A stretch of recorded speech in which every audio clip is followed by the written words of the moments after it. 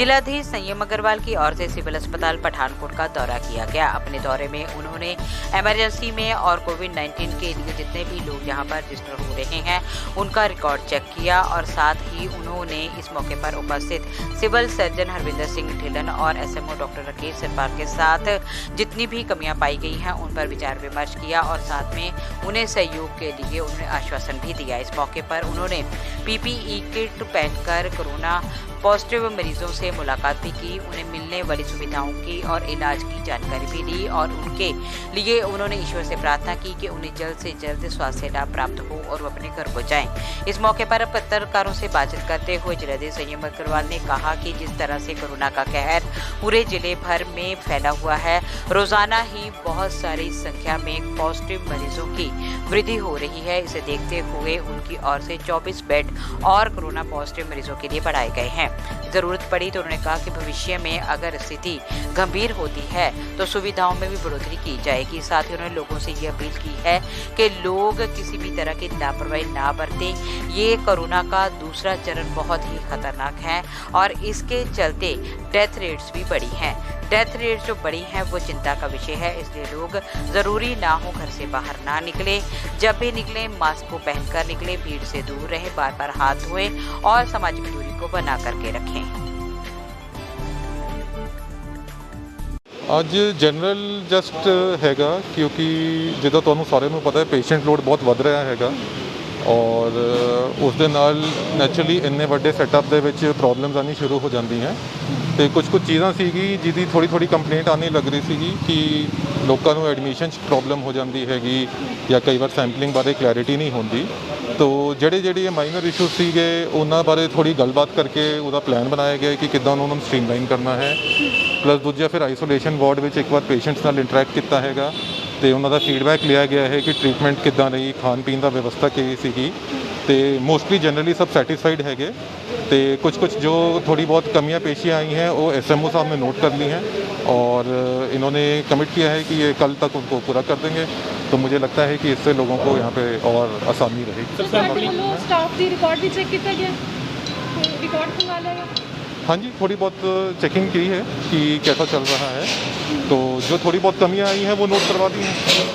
जैसे कि sir level 2 तक ऑक्सीजन का जो है वो ट्रीटमेंट है।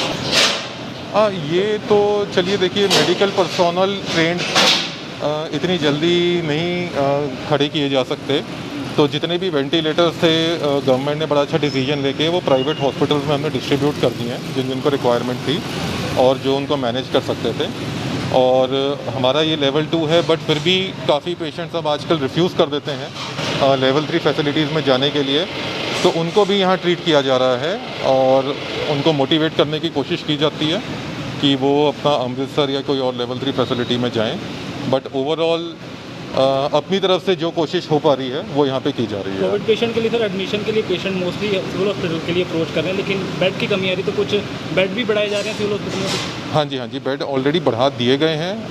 पहले 30 से शुरू किया था, फिर 46, ऑलमोस्ट 61 अब हमारे हो चुके हैं और उसमें 24 के आसपास हम और ऐड करने का प्लान कर रहे हैं।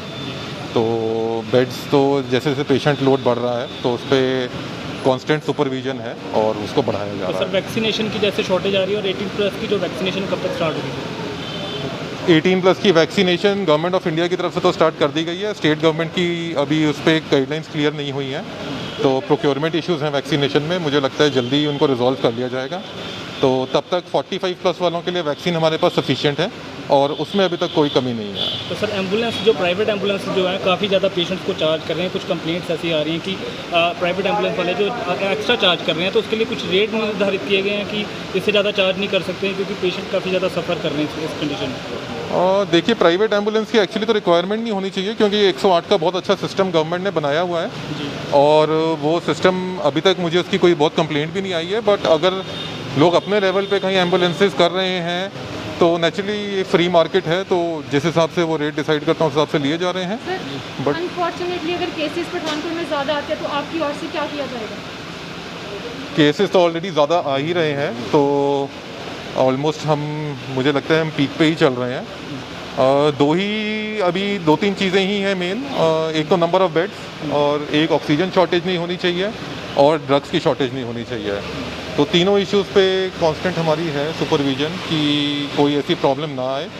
रिलेटिवली अभी हम कंफर्टेबल हैं, बट क्रिटिकल सिचुएशन है, तो लोगों को यही अपील है कि कोविड अप्रोप्रिएट बिहेवियर फॉलो करें ताकि हम इसको कंट्रोल कर सकें।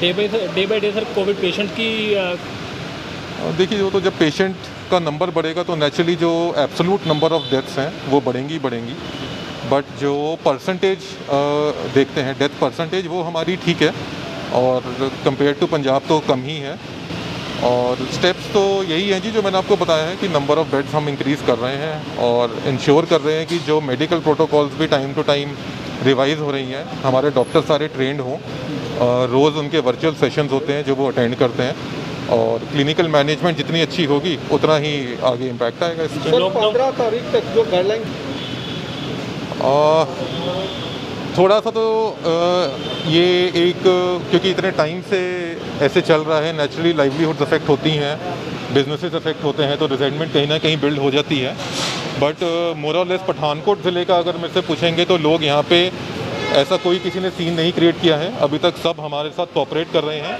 इवन जो थोड़ी बहुत अगर किसी को प्रॉब्लम्स हैं तो वो अपनी रिप्रेजेंटेशन हमें दे रही हैं, तो वो एसोसिएशंस की जो भी डिमांड्स होती हैं वो हम गवर्नमेंट तक पहुँचा रहे हैं।